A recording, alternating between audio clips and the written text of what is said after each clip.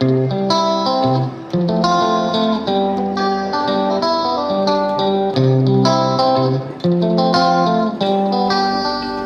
بيكم في قناه كروهوك ارت. عاملين ايه يا حلوين؟ يا رب دايما تبقوا بالف خير وبصحه وبسعاده، وربنا ما يحرمنيش ابدا من كومنتاتكم الجميله. النهارده هنشتغل مع بعضنا فيديو جديد في الشنطه الحلوه دي. كانت طلبتها مني غاده وايات. فالشنطه دي احنا بنسميها شنطه بقفل سحري او فريم سحري. الشنطة دي خطواتها سهلة جدا. انا جربت اعمل منها كذا نوع خيط. دي خيط كليم بس على فتلة واحدة، انما ديت خيط كليم على فتلتين. وجيت على يعني شغالة فيها لونين، وجيت على مكان القفل عملت لون واحد بس، علشان لقيت ان هي هتبقى تخينة قوي من فوق ومش هتقفل كويس معايا. وخلال الفيديو هنشتغل مع بعضنا بخيط جديد اسمه غزالة. هو مش جديد، هو بقاله اكتر من 4 سنين موجود، بس جديد معانا احنا هنا، اول مرة نشتغل بيه تقريبا على القناة. مش فاكرة اشتغلت بيه قبل كده مشروع معاكم يعني هنا اهوت على القناة. الخيط ده حلو جدا، اسمه ريبون. اسمه ماركة الغزالة، موجود عند كل بتوع الخيوط. الخيط ده تركي، ميد ان تركيا اهيت. ملكوش دعوه بالكلمه اللي مكتوبه تحت تركيبي اهبل، دي ملناش دعوه، هي اكيد كلمه تركي احنا ملناش فيه. والابره اللي مكتوبه على الخيط ابره 6 أو 8، انما هي بتمشي معايا في ابره رقم 4. 6 و8 دي بتبقى تخينه جدا عليه بصراحه، فابره رقم 4 دي اكتر ابره حلوه جدا ومناسبه ليه. معايا ماركرايه واحده بس، والمتر ومقص، واكيد طبعا بطل الحدوته الفريم. الفريم ده مقاسه 21 سنتي، ده المقاس الوسط. في من الفريم ده المقاس الاكبر، وفي منه المقاس الصغير، وفي منه شكل مدور، انما انا حبيت المستطيل بصراحة. المستطيل شكله حلو جدا. في كومنت صغير كده عايزاكم تاخدوا بالكم منه. شايفين المسمار ده؟ هو ده الحدوته كلها فيه. لو انتي بتشتغلي المسمار ده فلت، او حد من الملايكه الابرياء اللي عندنا في البيت حب يلعب في المسمار وشاله من مكانه كده، انت خسرت الفريم. لان تركيبه صعب جدا، والحته دي فيها بصوا تقيله ازاي، معقده شويه في حته تركيب المسمار ده، فخلي بالكم من الحته دي. حبيت اقولها لكم يعني قبل ما نبدا، علشان ما تخسروش الفريم، حرام يعني، كفايه هو سعره غالي شويه. انا جبت خيط، حضرت جنبي 543 جرام. مش عارفه الشنطه هتاخد مني كام بصراحه. اخر الفيديو خالص هنوزن مع بعضنا الشنطه خدت قد ايه. معاكم انا ندى عبد الحفيظ، ولو دي اول مره تشوفوا الفيديوهات بتاعتنا يا ريت تعملوا لنا اشتراك او سبسكرايب، وما تنسوش تدوسوا على الجرس على الكل عشان توصلكم كل فيديوهاتنا الجديده والحصريه. ويا ريت تعملوا لنا لايك وشير علشان كلنا نستفاد من الفيديوهات. يلا بينا يا حلوين نبدا مع بعضنا ونسمي الله كده.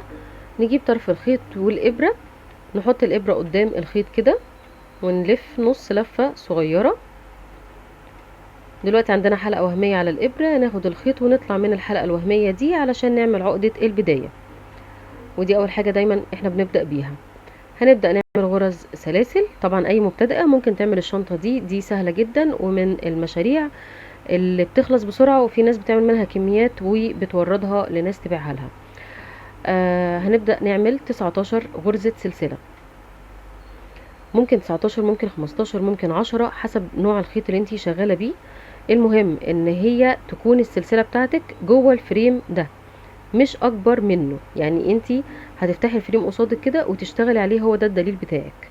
انا زودت غرزه زياده كمان رقم 20، هي دي ارتفاع السطر. وهبدا اشتغل مش في الغرزه دي، انا هشتغل في الغرزه الخلفيه علشان بتديني شكل غرز احسن زي ما قلنا في الفيديوهات اللي قبل كده. وهبدا اعمل غرزه حشو، وطبعا الشنطه كلها هنشتغلها بغرزه حشو برضو. وغرزة الحشو دي من الغرز السهلة اللي ممكن اي مبتدئة تتعلمها وتبدأ تشتغل بيها مشاريع شنط سهلة زي الشنطة دي مثلا.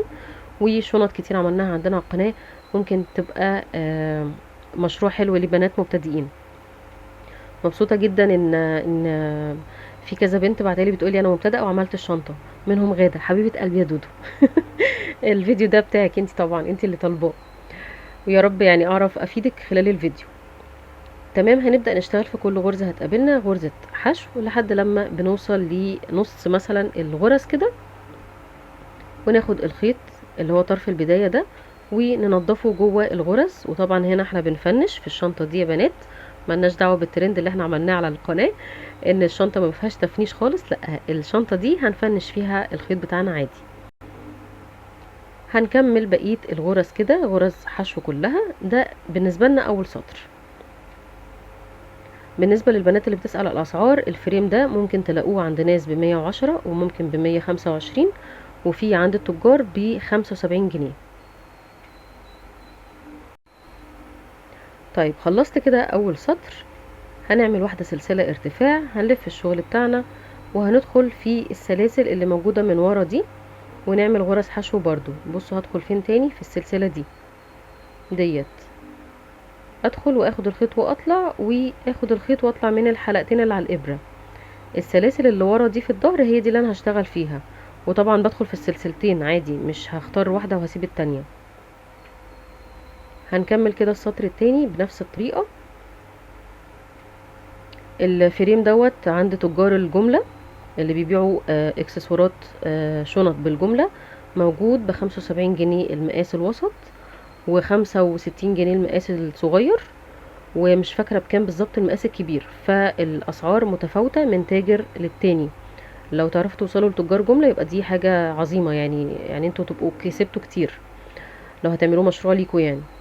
بصوا الكومنت الصغير هنا ان لازم تكون الحته الكروشيه اللي انت هتشتغليها قاعده جوه الفريم، مش اكبر من الفريم ولا اصغر شويه من الفريم، لازم تبقى بالظبط على مقاس الفريم من جوه، يعني من المعدن ده للمعدن ده. هنشتغل الكروشيه بتاعنا بالطريقه دي. الحته اللي احنا هنشتغلها دي هنرتفع بيها بنفس العدد كده بالظبط، بنفس عدد الغرز، وهتخلصي لحد لما توصلي للفريم، يعني تملي الفريم من جوه كروشيه. مقاس الفريم ده من جوه 16 سنتي، يعني انت محتاجة تشتغلي القطعة بتاعتك الكروشيه دي هتكون 16 سنتي هي كمان. تمام، علشان تطلع معاكي القاعدة بتاعتها مظبوطة، مش كبيرة شوية عن الشنطة من فوق. انا هروح اكمل بقية السطور لحد لما اوصل هنا، وهرجع تاني مع بعضنا نكمل. انا خلصت القاعدة بتاعة الشنطة. لو هتشتغلي بريبون زي الخيط اللي معايا، هنعد السطور: 1 2 3 4 5 6 7 8 9 10 11 12 13 14 15 16 17 18 19 20 21 22 23 24 23 هنقيس بالسنتيمتر علشان لو هتشتغلي بخيط مختلف. عندك 16 سنتي القطعة بتاعتك بالعرض، وبالطول 19 سنتي.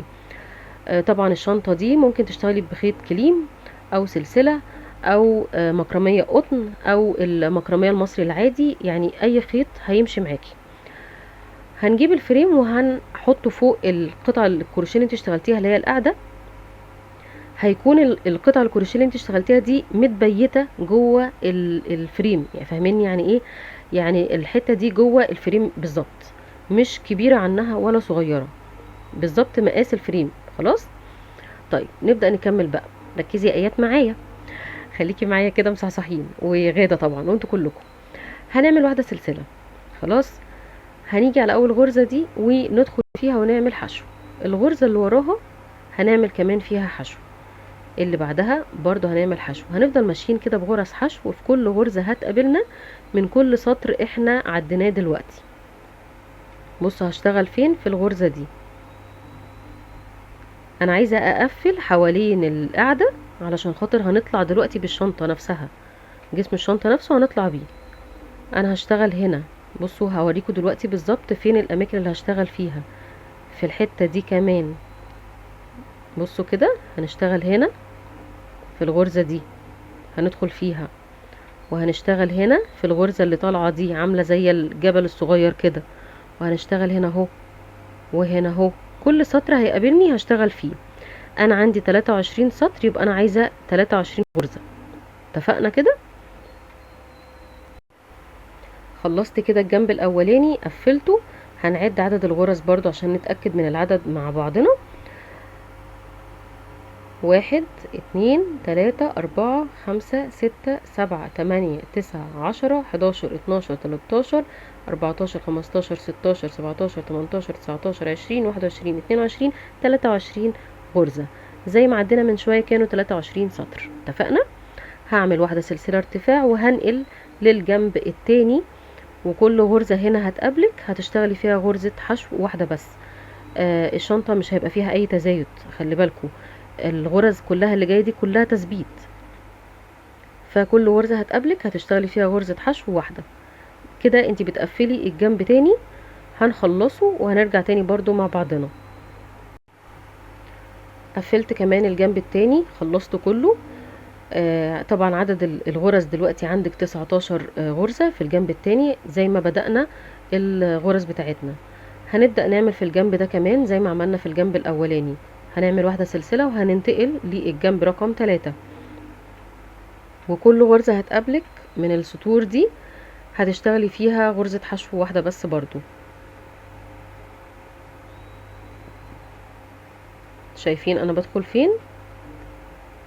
في كل سطر في غرزة طالعة من طرفه بدخل فيها وبعمل غرزة الحشو اهي.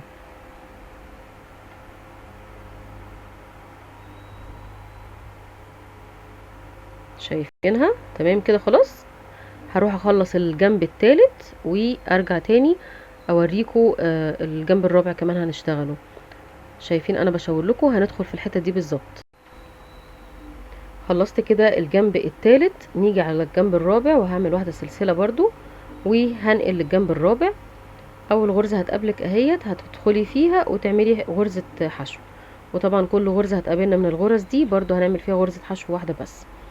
كده يبقى احنا قفلنا الاربع جوانب بغرز حشو، علشان دي القاعدة بتاعتنا بنجهزها لجسم الشنطة. هيطلع بقى دلوقتي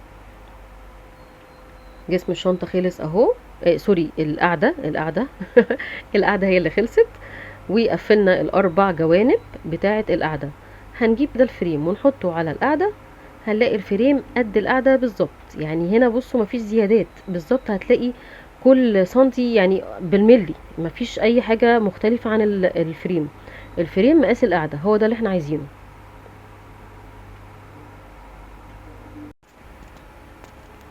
بعد لما خلصنا القاعدة خلاص وظبطناها على مقاس الفريم، كده شغلنا ان شاء الله هيطلع مظبوط في بقية الشنطة. بقى هنمسك كده الشغل بتاعنا، هنخلي طبعا غرز الحشو دي هي اللي باصه لينا دلوقتي، وهنبدأ نشتغل. مكان غرزة السلسلة اللي كنت بدخلها دي باخدها قصدي ماليش دعوة بيها، غرزة السلسلة دي هعمل نفسي مش شايفاها وهدخل في الغرزة اللي وراها. لو اشتغلتي غرز السلاسل دي من غير ما تاخدي بالك هتلاقي المستطيل اللي احنا بنشتغله كبر حبة، يعني بقى كبير وواسع منك. فانا مش حابة موديل الشنطة يبقى كده، في ناس بتحب موديل الشنطة يبقى واسع، فعادي ممكن تشتغل السلسلة دي، انما انا مش بحبها تبقى واسعة، عايزاها تبقى مظبوطة بالملي على الفريم اللي عندنا. فبفوت غرزة السلسلة دي وبشتغل في بقية الغرز اللي موجودة عندي. كل غرزة بتقابلني بحط فيها غرزة حشو واحدة بس. طبعا حطيت ماركر في اول غرزة علشان يعني ما فوتش مكان بداية السطر فين، لان احنا هنشتغل داير ما يدور على طول او الحلزون، فعلمت بداية السطر بتاعنا فين. هنا جيت عند السلسلة التانية اللي كنا عاملينها في الزاوية برضو وفوتها واشتغلت عادي. كل الغرز اللي هتقابلني هشتغلها عادي جدا برضو. تمام كده. كده احنا بنبدأ نطلع بجسم الشنطة بتاعتنا. بالنسبة لسعر الخيط، علشان في اسئلة بتيجي على الاسعار، سعر الخيط بتاع الغزالة ده هتلاقوه ب130 جنيه تقريبا او 150 جنيه حسب التاجر ما يكون مغلي قد ايه يعني. والكيلو تقريبا يعمل له 4 بكرات او 3 بكرات. تمام كده، لان البكرة تقريبا 250 جرام. ده بالنسبة لسعر الخيط. وبالنسبة لسعر الفريم قلنا من شوية. هنا كمان بصوا انا فوتت برضو غرزة السلسلة اللي كانت في الزاوية دي، برضو في الزاوية الرابعة اهي فوتها وما اشتغلتهاش. يعني انا حبيت اوريكم ان الاربع زوايا انا فوتهم عادي، السلاسل اللي احنا عملناها دي واشتغلنا وكملنا على طول. طبعا انتوا شايفين احنا مجرد ما بنفوتها وبنشتغل في الغرز اللي وراها في زاوية بتحصل هنا اهو. انا عايزة الزاوية دي بقى، هي دي اللي انا محتاجاها علشان الشنطة بتاعتنا تطلع عادي.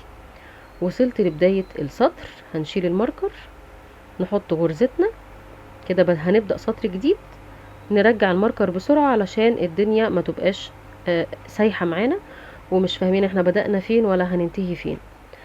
بقية الشنطة هنفضل طالعين كده بالسطور لحد لما تخلصي المقاس اللي انا هوريهولكوا كمان حبة ده، وهعدلكوا طبعا عدد السطور علشان لو انتي اشتغلتي برضو بخيط روبون زي ده بالظبط تبقي عارفة عدد السطور بتاعتك قد ايه، وهتاخدوا المقاس بالسنتيمتر برضو.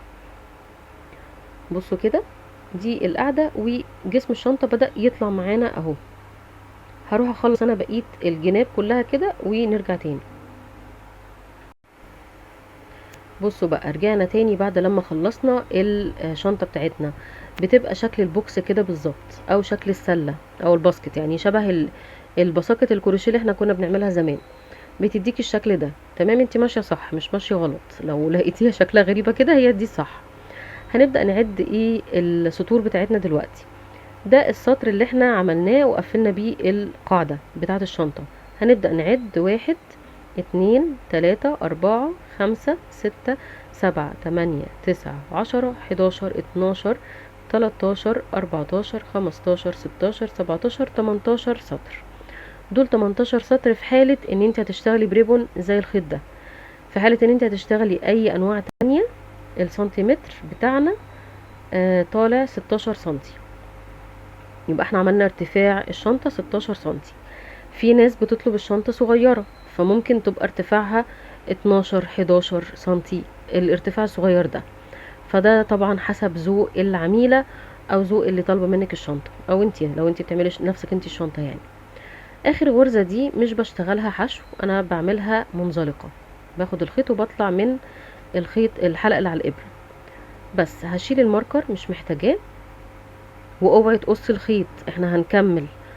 محدش قص الخيط علشان في ناس بتخلص الجزء ده لوحده وبتقفل الفريم لوحده. لا، انا مش بحب الطريقة دي، لان احيانا بتطلع المقاسات مش قد بعضها. انا بكمل على طول. بس قبل ما اكمل، الزوايا اللي عندنا دي بنعمل فيها كده، بنظبطها بصباع ايدينا من جوه وايدينا التانية من بره بتقابلها، شايفينها؟ بتبدأي تشكليها بالطريقة دي، تعمليها زاوية زاوية اهي، شايفين؟ الاربع زوايا بتظبطيهم بنفس الطريقة دي. ظبطت كده الاربع زوايا هم. تبدأي بقى تظبطيها شمال ويمين بقى. انا بحاول اعلي الكاميرا لحد يعني ابعد مسافة عشان اجيب كل حاجة باينة.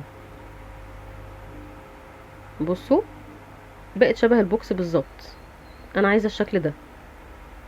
وظبطي تاني كده الزوايا، مفيش مشكلة. نفضل نظبط في الزوايا بتاعتنا لحد لما تبقى شكلها باينة قصادك، تبقى سهل عليكي ان انتي تشتغلي فيها. كده خلاص بدأت تبقى شكلها مظبوطة. في غلطة هنا ممكن ترتكبوها وانتوا بتركبوا الفريم، ان تلاقي الشنطة اتعوجت كده. تمام، علشان نتفادى الغلطة دي هتثبتي تاني كده، هتظبطيها قصدي. ونيجي بقى نثبت الفريم قبل ما تشتغلي الكروشيه عليه، علشان ما نقعدش نفك كل شوية ونضيع في وقت. هتجيبي الابرة كده والفريم تحطيه من فوق، وتجيبي اي حتة كليم عندك متبقية، اي خيوط، وتربطي كده. اهم حاجة طبعا عند المفصلات ديت بتاعة الفريم نفسه تربطيهم. في ناس بتكتفي بكده وفي ناس بتحط كمان الزوايا، وطبعا حتة الزوايا دي انا اللي حطيتها مش الناس، انا اللي حطيتها. حبيت اتاكد اكتر ان الفريم هيبقى ثابت عندي فوق الشنطه وما يتحركش، لان في شنط معايا يعني الشنطه السوداء دي لقيت الفريم ساح ولف معايا مش عارفه ازاي، مع اني كنت مثبته مكان المفصلات بس لقيته لف برضو. فتاكيدا فوق التاكيد ان هنثبت الاربع زوايا هما كمان بالطريقه دي بالظبط. كده عمرها ما تتلف منك ابدا. يلا بينا بقى حلوين، بعد ما ثبتي الفريم في الشنطه نيجي بقى للتثبيت نفسه الفعلي بقى، اللي هو هيبين لي شكل الشنطة. الحلقة دي هوديها الناحية التانية بالطريقة دي بالظبط. يبقى ناحية فيها الحلقة اهي من جوه الشنطة، والخيط بتاعك بره الشنطة. وشدي كده الخيط.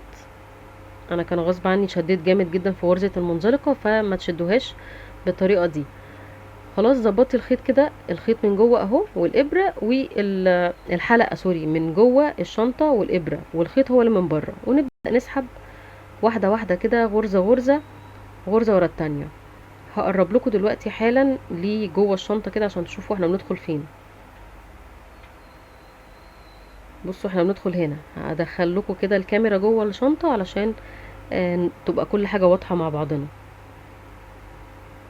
بصوا الغرزة دي اهي، شايفين في من ظهر الغرز احنا شغالين دلوقتي، هناخد الخيط ونطلع بيه كده اهو، ونقفل عليه بالخيط تاني. يبقى انتي بتشتغلي غرز حشو برضو، بس بتحشي الفريم مع غرزة الحشو زي ما بننضف الخيط بالظبط. بنقفل على الفريم بالطريقة دي، ودي طبعا اسهل بكتير من الطريقة التانية اللي انتي بتثبتي الفريم لوحده وبعد كده ترجعي تخيطي الفريم مع الشنطة. كده انتي بتختصري خطوة كبيرة صدقيني. طيب جينا هنا عند المفصلة، هنشيل بقى الماركر اللي احنا كنا عاملينه لنفسنا بالخيط. الحتة بتاعت المفصلة دي مش عايزة يجي فيها قماش خالص. ليه بقى؟ لما بيجي فيها خيط الشنطة ما بتقفلش كويس على بعض. هتعملي فيها منزلقة بالطريقة دي، هتعدي في الغرز من تحت المفصلة بمنزلقة، وخلي المنزلقة بتاعتك واسعة شوية، اللي هو تدي مرونة في الشنطة ان هي تتقفل وتتفتح من عند المفصلة دي.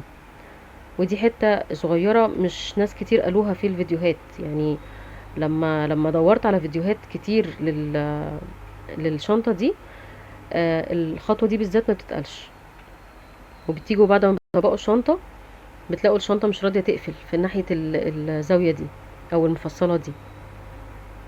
بعدين بنكمل عادي بقية الغرز بتاعتنا. يبقى هي بس التكة اللي انت تاخدي بالك منها عند المفصلة، بتمشي لك 3 غرز بس منزلقة من تحت المفصلة ديت. تمام. المفصلة معناها الجزء اللي هو اللي فيه المسمار، علشان ممكن تكون في اختلاف لهجات ما بيننا وما بين السعودية مثلا او الجزائر او كده. طبعا الحمد لله الحمد لله ناس كتير بتشوفنا. فالمفصلة دي مقصود بيها الجزء اللي فيه المسمار، اللي هو الجزء اللي هيقفل ويفتح. هنيجي عند الزوايا ديت، هتعملي لك 4 غرز فيها تزايد، يعني كل غرزة هندخل فيها مرتين. ادي اول مرة، ودي تاني مرة في نفس الغرزة هنعمل فيها تزايد بس. وده ليه؟ علشان الفريم ما يبقاش باين من جوه الغرز لما تيجي الشنطة تتقفل. ممكن لو الخيط بتاعك اتخن هتعملي غرزة واحدة بس هي اللي فيها تزايد، او لو محتاجتيش خالص يعني هتجربي مع نفسك في الخطوة دي. الخيط ده عشان رفيع شوية فحسيت ان الفريم باين، فقفلت 4 غرز تزايد فيها. تمام. في تكات صغيرة بحب اقولها، لان في خيط هيختلف عن خيط تاني. فلو بنشتغل بالريبون او بنشتغل بالمكرمية القطن او المصري العادي، هتحتاجي تعملي تزايد 4 غرز في الزوايا دي. في الزوايا بس احنا بنعمل. تمام. هنكمل هنا غرز مفرد عادي جدا. في الجزء ده هنكمل غرز مفرد، هنيجي على الزوايا هنعمل 4 مجوز، هنيجي هنا على الحتة بتاعة المفصلة التانية وهنعمل زي ما عملنا في الأولى بالظبط. وبعدين هنكمل تاني في الزاوية دي هنعمل 4 سلسلة 4 سوري مجوز، وبعد كده مفرد. قفلت كده داير ما يدور الفريم وطلعت مظبوطه الحمد لله. هنيجي بقى على القفله بتاعه السطر الاخيره دي او قفله اخر غرزه، يعني بحب دايما تبقى برضو قفلتها حلوه وكويسه كده، يعني زي بقيه الغرز، ما يبقاش فيه اختلاف في القفله. بنقص الخيط ونشد كده خلاص. نيجي على الغرزه اللي جنبها اللي هي اول واحده احنا بدأناها. استنوا اقرب لكم تاني ندخل تاني. طب الشنطه كبرت مننا فعمالين نطلع وندخل بالكاميرا عشان الدنيا تبان معانا اكتر. هندخل تحت الغرزة دي،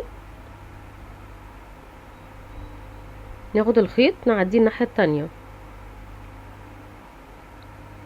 نلف كده علشان نجيب الغرزة الأخيرة اللي احنا كنا واقفين فيها دلوقتي، اللي هي ديت. هندخل فيها كده في نصها بالظبط، ناخد الخيط ده ونعديه للناحية دي. تمام. طيب لسه الفينش مخلصش علشان تبقى يعني ما تعرفيش انتي تميزي انتي بدأتي فين الشنطة اصلا.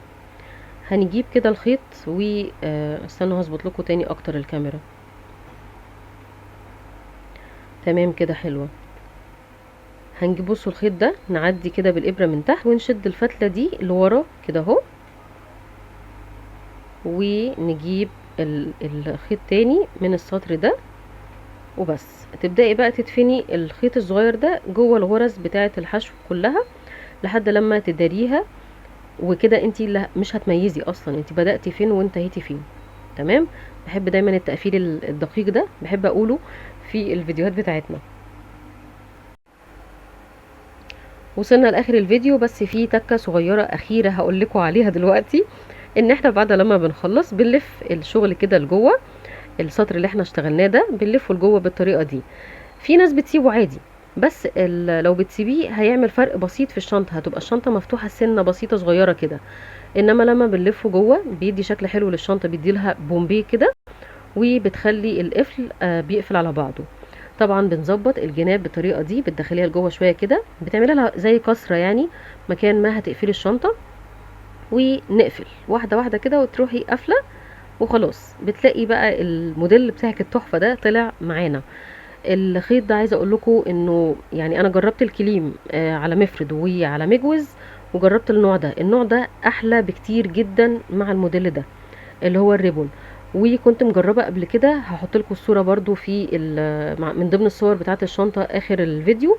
كنت اشتغلتها بخيط مكرميه قطن على فتلتين، كنت مدخله لونين مع بعض برضو، كانت النتيجه بتاعته مش وحشه، كانت حلوه. بس الريبون مع الموديل ده انجح بكتير من اي نوع تاني بصراحه، بما اني جربت كذا نوع. زيكو. عامله ايه يا قلبي؟ الحمد لله. خضتيهم كده. ميمي دايما تيجي بقى بالميزان بتاعها. الشنطه خدت بعد ما حطينا الفريم طبعا 369 جرام، ده بعد ما حطينا الفريم. تمام. حاولوا دوروا على الريبون ده يا جماعه، بجد هتخسروا والله يعني لو ما جربتوهوش، يعني فايتكم كتير. الشنطه دي كانت معموله كليم فتله واحده عامله 495 جرام. الشنطه دي كليم على فتلتين عامله 624 جرام. شاطره ميمي، على فتلتين.